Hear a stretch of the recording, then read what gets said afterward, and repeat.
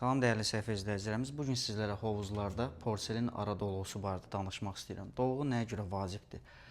Birinci növbəli məsələ, hovuzda hər zaman su sızıntıları dolğuların zədələndiyi bu nöqtələrdən baş verir. Buna görə də mütləq mənada dolğu seçərkən bir neçə məqama diqqət eləməliyik. Birinci növbəli məsələ, dolğu bu tip yerlərə vurulur, hovuzun porselen aralarına. Ona görə də bu xlor və pH-ın gələcəkdə təsirlərinə qarşı mütləq mənada dözümlü olmalıdır. Yəni içərisi Flex tərkibli olmalıdır. Suyu və xlor və pH-a davamiyyətli olmalıdır ki, tez bir zamanda bu hissələrdən aşınma baş verib porselenin arxasına su keçməsin. Su porselenin arxasına keçərsə, porselində qopmalar baş verir və gələcəkdə tökülmələr bir yerdən başlayanda bütün digər zonalarda zədələnmiş olur.